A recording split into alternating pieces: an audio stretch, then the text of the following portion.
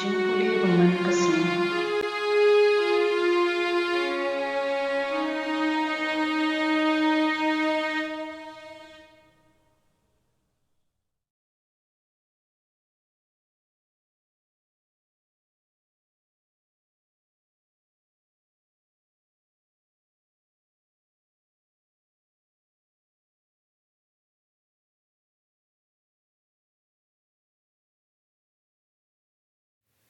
Kajingpule na kita bu isaya nongi thu lupa kelenong kwa arpon riu kadakot iwei hado henriu.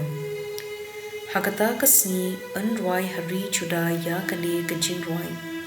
Gidan kanong ba ka baklan ulate ki kenro ban kitchen care ban yada yangi.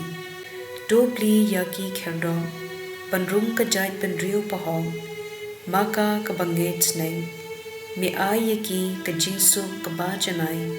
Kajingmon jongki kaskem hame namar ba kishanya hame to shanya shijunom ha utrai aba utrai ulong umausyang ubane junom ulapin hiar shipo yaki basyong ha bakenjang ha kanong ba kabakum kakon ulapin kia leton ya kakadu kendo ubred yaka ha upui-pui ki kejat jongki pado ki jingjam jongki pakerdu ki jingkerdem ya ka hapo kejan ka ktien jong utrai kasam shispa khat pra khad iwei pra hadu khandai khat khandai hadu arpu wei bat arpu san hadu arpu hinyo do ai ngu ya utrai naba ulong ubabha naba kajing ye jung u kane chunom ka khamba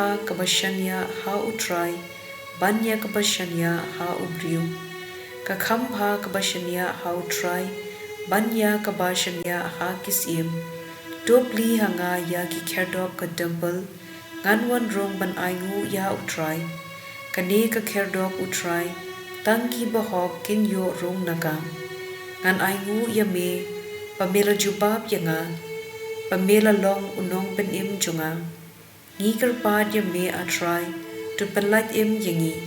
Ngikar pad ya me atrai to ai pangin nang man baha. Suk uta ubawan rong ha kakerteng utrai. Ngikar ku ya pi na kaying utrai. Utrai uday Blei ujing shai jungi. Yawan procession badlakit na ding shakmat hadu kireng kaduwan.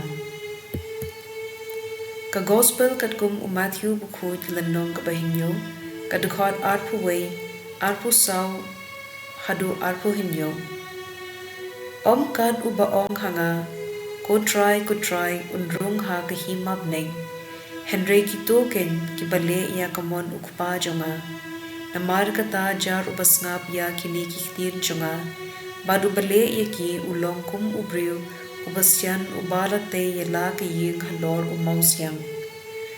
Te uslab ulaham ki wa kila shlei, pad kila kila be, pad kila password ya kata ke ying.